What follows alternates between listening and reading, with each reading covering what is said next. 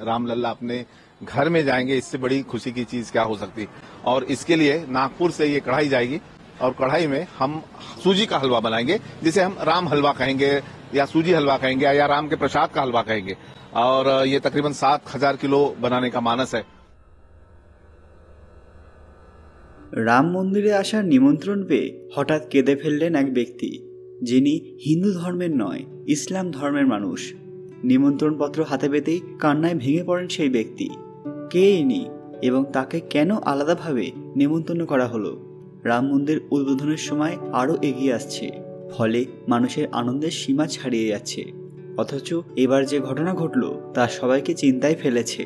কোনো কিছু বোঝার আগে এনার পরিচয় জেনে নেওয়া দরকার। সবাই কমেন্টে জয় শ্রীরাম লিখবেন। সকলকে পুরাণ কথা নতুন একটি ভিডিওতে স্বাগত। আজকে আপনারা জানবেন কেন নিমন্ত্রণপত্র পেয়ে কাঁদলেন এই মুসলিম ব্যক্তি। श्री रामलला हम सब मुस्लिमों के भी पूर्वज हैं, हम सब उन्हीं के वंशज हैं। जो मुकदमा लड़ रहे थे वो व्यक्तिगत अपना दुकान चला रहे थे।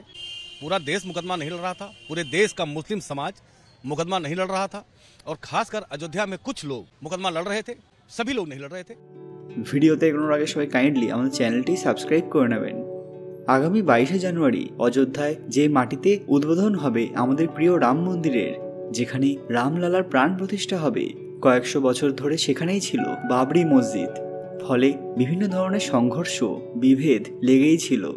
অথচ এবার রাম মন্দির উদ্বোধনের সময় যে নিমন্ত্রণপত্রগুলি পাঠানো হয়েছে তার মধ্যে নাম রয়েছে অনেক মুসলিম মানুষের। একজনের হাতে এই পত্র যেতে তিনি কান্নায় ভেঙে পড়েন। কিন্তু কেন? এই দিনটিকে বহু লড়াই এবং তপস্যার ফল, এমনটাই বললেন ওই ব্যক্তি, যার নাম মোহাম্মদ হাবিব। তিনি একজন কর সেবক ছিলেন। 1992 সালের ডিসেম্বরে সেই ঐতিহাসিক দিনগুলিতে তিনি কর সেবা করেছেন, এমনটাই দাবি সেই ব্যক্তির। রাম মন্দির উদ্বোধনে ট্রাস্টের আমন্ত্রণ পেয়ে আনন্দের পাশাপাশি তার চোখে জল এসে যায়। বহু ঘাত প্রতিঘাত এবং আইনি সংঘর্ষের পর অবশেষে 2019 সালের 9 নভেম্বর সেই জমিতে রাম মন্দির নির্মাণের রায় দেয় সুপ্রিম কোর্ট। আর সেই মন্দির উদ্বোধন হচ্ছে আগামী 22শে জানুয়ারি, যেখানে প্রধানমন্ত্রী নরেন্দ্র মোদীর পাশাপাশি থাকছেন বহু নামি দামি ব্যক্তিত্বরা। এই বিষয়ে হাবিবের মন্তব্য যে সকলের কাছেই এটা ঐতিহাসিক দিন। অনেক তপস্যা এবং লড়াইয়ের পর এমন দিন এসেছে। আরও বলেন প্রায় 32 বছর পর এই ফল পেয়েছেন তিনি, যে কারণে পুরনো স্মৃতি পুনরুজ্জীবিত হয়েছে। তিনি অত্যন্ত ভাবুক হয়ে যান এবং বলেন ভগবান রামের দর্শন করতে তিনি অযোধ্যায় অবশ্যই যাবেন। 1992 সালের আন্দোলনে তিনি বিশেষ ভূমিকা পালন করেছিলেন। তিনি একবার নয় বারবার যেতে চান, এমনটাই বলেন।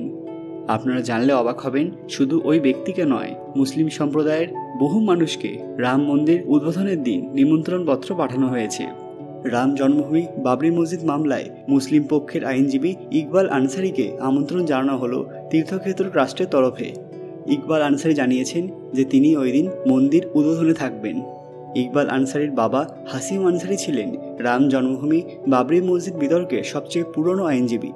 2016 সালে 95 বছর বয়সে হাসিম আনসারির মৃত্যু হলে ইকবাল আনসারি এই মামলা লড়তে শুরু করেন। রাম জন্মভূমি তীর্থক্ষেত্র ট্রাস্টের তরফে আমন্ত্রণপত্র পাওয়ার পরেই সাংবাদিকরা তাকে ঘিরে বিভিন্ন প্রশ্ন করতে শুরু করেন। তখন তিনি বলেন যে আমি খুবই খুশি যে অযোধ্যায় প্রভু রামের মূর্তি বসতে চলেছে। আমরা মুসলিমরা রামকে আমাদের ইমামে হিন্দ হিসেবে গ্রহণ করেছি। আমরা খুবই খুশি আমাদের হিন্দু ভাইদের খুশি দেখে। এর পাশাপাশি তিনি আরও বলেন অযোধ্যায় হিন্দু মুসলমান একসাথে বসবাস করার রীতি রয়েছে দীর্ঘদিন ধরেই, ফলে এর চেয়ে আনন্দের আর কিছু হতেই পারে না। অতঃপর বোঝা যাচ্ছে যে এই দিনটির পেছনে অনেক মানুষের অবদান ছিল, তার মধ্যে অনেক মানুষ মুসলিম ছিলেন। এভাবেই দেশের বিভিন্ন প্রান্তে বহু মুসলিম মানুষ এই সুন্দর উৎসবের দিনে সামিল হয়েছেন। বন্ধুরা, এই ঘটনা শুনে আপনারা কতটা খুশি কমেন্টে অবশ্যই জানাবেন। আজকের ভিডিওটি লাইক করবেন, ভিডিওটি যতটা সম্ভব শেয়ার করে দেবেন, যাতে পৃথিবীর প্রত্যেক মানুষ এই তথ্যগুলি জানতে পারেন। কমেন্ট বক্সে অবশ্যই ভক্তির সঙ্গে জয় শ্রীরাম লিখতে ভুলবেন না।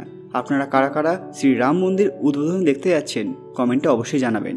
আরও এরকম অজানা তথ্য সম্পর্কে জানতে পুরাণ কথা অফিসিয়াল চ্যানেলটি মনে করে সাবস্ক্রাইব করে নেবেন। খুব তাড়াতাড়ি ফিরে আসবো নতুন একটি দরকারি ভিডিও নিয়ে। ততক্ষণ আপনারা এই ভিডিওগুলো দেখতে পারেন। ধন্যবাদ।